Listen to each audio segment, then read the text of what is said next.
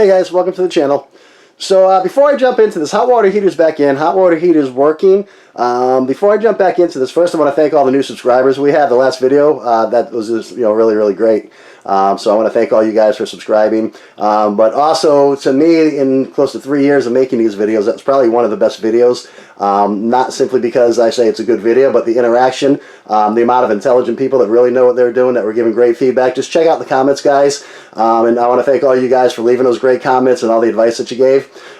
There's a lot of questions people ask, which is why I'm starting like this. And if you follow the channel and you already know what I'm going to tell you, then just go ahead. I'll put it in the bottom here. Just skip ahead and we'll get into the hot water heater. But I had people asking like the location, where is the hot water heater, what's the electric, my house if it's off grid and all that. So I'm just going to do a quick take a couple minutes to tell you guys a little bit about us and all this. So again, if you know this, I'll put in the bottom, just jump ahead to where the hot water heater is and you can see what we found. It isn't working. I do know what's wrong with it. But my wife and I, in 2022, we designed and built this house. Okay, I'm a master electrician. I have over 30 years experience. Everything you see here I did. I built these counters. I did all of this here. And we built our house in Florida. It's engineered to 140 mile an hour winds. You see here everything is all full. There's no composting toilet here, nothing like that. The water heater itself, okay, again, I'm a master electrician, so I did all the electric. I did all of this here. It's behind the dishwasher. I have to pull the dishwasher out here to get to it. And then that's not super easy. So if you actually look over in the corner where our toaster oven is here, this is where, under the counter here, is where the hot water heater would be, right there. So I'll have that out. I'm going to pull this out. I'm going to show you guys all that. I'm going to show you what I found and everything like that as well. I also have water samples up here because I don't have an exact reasoning. I do know the flow sensor was out, and I cut the flow sensor open. We'll take a look at that as well. But, I really wouldn't suspect that my water would have anything to do with this, but it actually looks to me like it did. If I put the filter in here, this is directly out of my well on this one. This one here is filtered, and this is Zephyr Hills over here. The reason I put the Zephyr Hills there is if you look at the Zephyr Hills, let's see if we're getting this. Let me get out of the light here. I don't know if you guys can see this here. But anyways, it says the water sources, okay, and you see all the different springs here. These are all the springs in Florida, okay. All of these springs, the reason you have so many of these is because they're all interconnected through veins underneath the ground. So the point I'm getting to is this water from Zephyr Hills is the same exact water right here, okay. I paid my well guy next to $1,700. We sit on top of one of these veins. We have some spring heads pretty close, and the veins run right under our property, and I paid an extra $1,700 for him to drill deeper to go into that vein. So this and this water is the same, so I would never suspect that I had a problem with the water. But what I didn't know, and if you live in Florida, this is an issue, guys. This water here, it's loaded with calcium carbonate. Okay, you can't see it, but it's loaded with calcium carbonate. And until I put in the scaler, I had no idea how bad my water actually was here. I mean, what's been going on? That's a different video because I'm going to show you guys everything, like all the scale that was around the sink that I didn't even realize was scale. I thought the faucet was oxidizing, and now it's all coming off like mad. So that's why I'm showing the water over here. So we put in the water filtration system. So I'm going to go ahead and jump into this, guys, because there's more videos. When I put the filter system in, we're all dug up outside and all that. And now we put the descaler in, the electronic descaler. So there's going to be videos on that. So, but like I said, guys, just wanted to give a quick rundown, where the water heater is. There's 340 amp, 240 circuits. Again, I did myself, and when we have this out, you'll see all that. So let me jump into that, guys. All right, so dishwasher's out. So let's go take a look here, and you can see what we got going here. Okay, so let's start with the electric, because like I said, we had comments, people asking me about the electrical setup here. These are 340 amp disconnects. There's 3 breakers in the main panel, and again, I did all this. I'm a master electrician, so when I built the house, I did all the electric here. I did all the AC here, pretty well all of it. But anyways, like I said, I put these in myself. You can see this is number 8 wire over here, and you can't see it, they're marked on the back, but it's L1, L2, L1, L2, L, so it's 3 different circuits here. So, like I said, the electric, there's great comments. If you guys are trying to diagnose a problem with your hot water heater, take a look at some of the comments people left. Like I said, I haven't been able to, I don't know what's going on. I've been doing this from the app, not my computer. And a lot of these comments, I didn't even know were there for some reason. It's not giving me notifications. But anyways, I'm going to go through on my laptop today, try to get all of them published, respond to you guys there. But like I said, there's great comments. So on the electric, I'm not even going to get into it because the people who commented on the electric, check this, do that, they're dead on point. Okay, I I knew that wasn't my problem here, because again, I'm a master electrician. Before I even pulled this out, I knew what was wrong with it. My quest here wasn't to fix this thing. I knew I could fix it. I wanted to know, why did this happen? And again, I'm coming down to that flow sensor, guys. I did cut it open, so we'll take a look at that because I wanted to see what the inside looked like. So I actually took my Dremel with a little grinding disc and cut it open. Okay, so that's the electrical setup here. So electrical's fine, but again, if you're trying to diagnose this, read the comments, because these guys are dead on point with all this stuff here. But again, I knew that wasn't my problem. All right, so let me get back in here real quick. All right, so now I'm under my counter here, guys. All right, so when I put this back together, it was really, really difficult. This thing is working perfect now. Let me show you guys here. Right now, the power is connected to this thing. It is turned off, which means it's not running. If you remember, my original problem was this wouldn't shut off when you turned off the hot water. And now that works fine. So let's put on the water. That wasn't easy. Okay, so I have it set for 116 degrees. And this is what our current temperature is. Okay, so it's probably going to go a little higher than 116 in the beginning. It's going to take a minute. You see, it's running nice and quiet. We're 114 degrees. We'll just jump to 115. 116. So a couple things I noticed about this, all right? I'm going to say that this design, and now that I've been through this thing and all that, one thing you guys got to remember, there was a couple comments where people are blaming it on the Black & Decker. Black & Decker. You know, well, if we're talking Black & Decker tools, yeah, they're not known for being the best tools. I've never even bought them. I mean, I use Milwaukee's, DeWalt's. You know, they're just not heavy duty enough for what I do. But, yeah, you see, it went up to 127, but just watch. That's not a problem, guys. This is supposed to do that. I didn't realize it. It'll start coming back down. But anyways, like I said, this thing is a very, very top quality product. And what you got to remember, somebody who's like, buy your Rheem, buy this, you know, the thing is nobody makes their own parts, okay? Black & Decker doesn't make these parts in here. Just like Rheem doesn't make their parts. I'm in the AC business as well. And I can take you outside. I have our old Rheem unit that I pulled out sitting outside, and I can show you the name. There's a Copeland compressor. There's a GE motor. You know, so they don't make their own parts. But when I look at this here, you see we're coming back down again. So that's what happens. This is set for 116. But when it really first starts, you know, giving that boost, it's going to get a little bit hotter. So, but anyways, like I said, this is a top quality unit. The high-speed triacs in here. This is all stainless steel. The triac bridge is all made out of copper. These are all brass screws. This thing will never rust. They're all top quality products. So again, Black & Decker with tools, that's one thing. But that's why if you call Black & Decker and you have this hot water heater, they're going to direct you to the Paragon group, because that's who handles warranty. That's who handles distribution in America of these units and all that. So they have a Black & Decker name, but they are top quality. I see getting down to 121, 123. If the water runs faster, okay, this is just the sink running, even though it's set for 116. When the water runs faster, that balances out. When I turn the shower on, it'll stay at 116. Right now, it's just the water is going through here so slow that it's telling it to heat it up quicker, so it's going a little bit higher. But that happens. The other thing is, when I first turned this off yesterday, let's see if this does this again. Okay, so what's going to happen now, I went into a panic. I was like, oh no, is this thing still running? But I put my amp probe on it, and I'll show you guys. I'll bring the amp probe in, and I'll show you guys here. Wait a minute here. Let me get this lamp out of my way. I'm trying to, usually I use a flashlight, but I'm trying to, all right, light this up for you guys now. All right, so we're set for 116, but watch the temperature. Watch what happens. 131, okay? The reason that happened, guys, it took me a minute. It actually went up to it'll go close to 140, 138, 139 once you turn it up. You see how fast it's coming back down?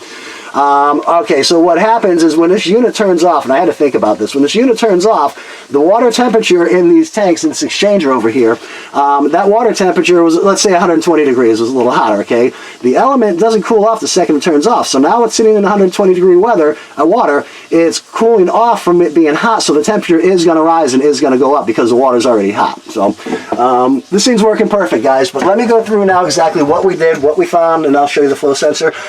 Because I wasn't able to film this when I put it back together, just some key things I'd like to point out to you guys here. You did see this when it was apart before, okay? Now, the heater elements go up in this, over here, into this heat exchanger.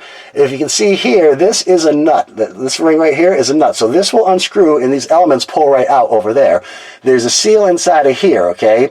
Now, this over here, this is called a heat shrink, all right? And these are very, very important. If you don't put this in, because you have L1, L2, L1, L2, L1, L2, okay?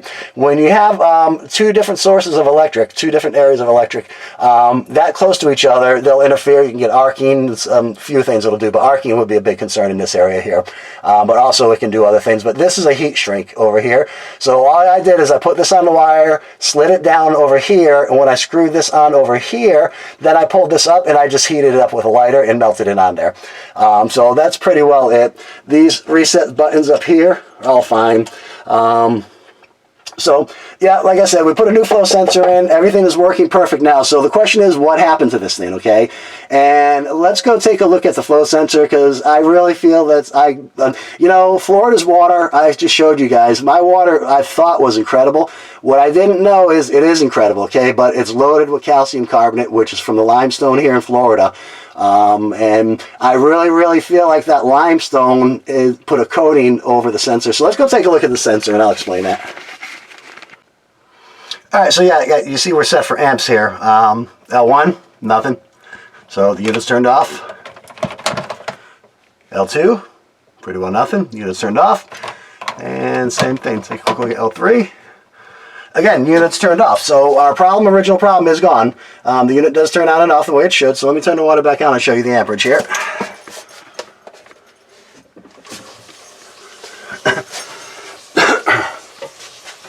Alright, I'm going to need to bring the light back in. But alright, if you guys saw the original video, when the first one went out, they sent me a new one, I exchanged it. This is the same thing. Okay, you see what's happening here? The elements, how fast they kick in and out. This one's going up to about 28, 26, 28, 26. Okay, so let's jump to this one over here. Same thing, 29, 30, 23. Yeah, you see how fast it's jumping? That's these triacs, firing this thing back and forth. So let's take a look at L1. Yeah, this thing is working perfect, guys. So, like I said, here we got 128. It's coming out. So, yeah, that's our amperage. And see, we turn the water off. And that's it. Amperage stops. Okay, so the unit's doing exactly what it's supposed to. Turns on and off like it did. So that's it. So, alright. And here we are. All back in, all back together, all working perfect. Working nice. Somebody had asked, I didn't point this out before, somebody had asked about the plumbing. The plumbing is done 100% to code professionally. Again, we had a permit on this house, and it's engineered to 140 mile an hour winds. Everything is done to code. So like I said, the plumbing's all correct, and the electric wasn't the issue here. So that's it. You see, she's working really nice. Alright, so I brought these outside too before I jump into the flow sensor here. I don't know if you guys can see this on the camera. This one here is directly out of the well, okay? This is my well water filter, and I don't know if you can see it. It's a little bit hard. I tried to bring it into the sun here.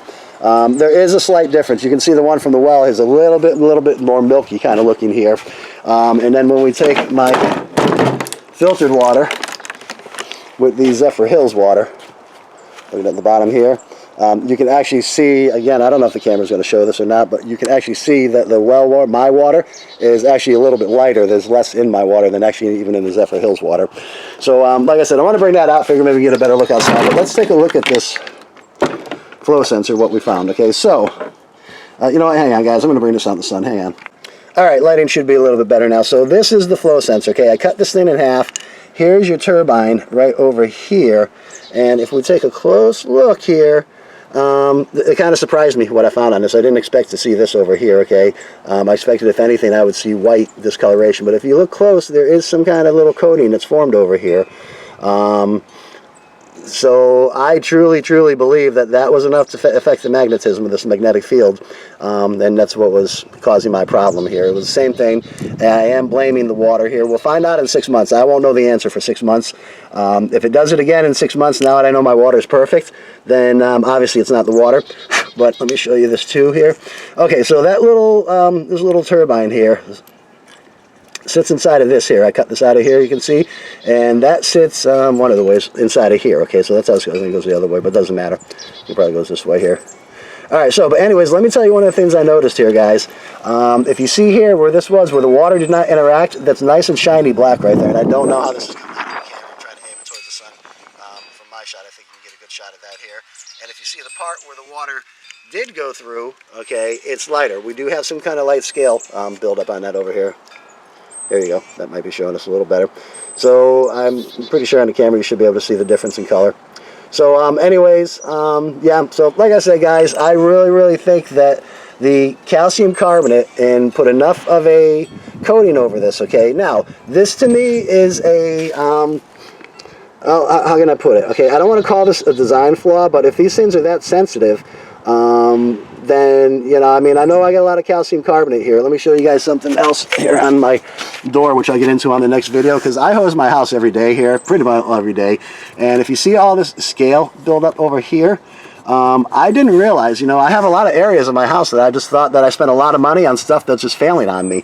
And like I said, here, just from hosing my house with the treated water now, I mean, look at all this. I'm scraping it with my finger. I mean, look at that. You guys see that? And now look. It just comes right off, okay? So that's what's happening. These scratches, don't look at the scratches. I have a cat that's, he's inside and outside, and when he comes home and comes into the house, that's how he tells you he wants in. He scratches the door. I got a problem with him I got to fix. But anyways, yeah, you see all this here? Now look at this. I mean, it's just coming out. So, yeah, like I said, guys, I really feel like the amount of calcium carbonate, and you know, when I do the water filter video, guys, you want to see that and you like what's going on, what we're learning here, then subscribe, hit the notification button, because the next one that's coming out, it's already done, it's been edited, is the water filtration system. We'll take a quick walk over there in a second, because it is working. All of this is all done now. And but like I said, guys, I really feel like, and if you live in Florida here, okay, or check your area, because, you know, all water in Florida eventually does come from well water, the aquifer. I know of one city that has 5 wells that they use to get their water out, and the only way that you can get rid of calcium carbonate is either reverse osmosis, a water softener that has salt in it, or a descaler. Okay, and that's what I went with, the descaler. It's perfect. Again, on the video, I'll give all the features, advantages, and benefits on it. But guys, this is what I came down to. We'll learn in 6 months. But I think there's enough of a coating over this, and I expected to see white. I didn't expect to see, but I mean, again, looking close at this, you can see there's a definite coating over this. So I kind of feel like it was affecting the magnetic field and telling this thing to stay on. But we will learn in 6 months. I do know the problem started with the flow sensor. Question is why flow sensor? I would have argued before all this that there's nothing wrong with my water. I paid a lot of money to have spring water brought into my house here.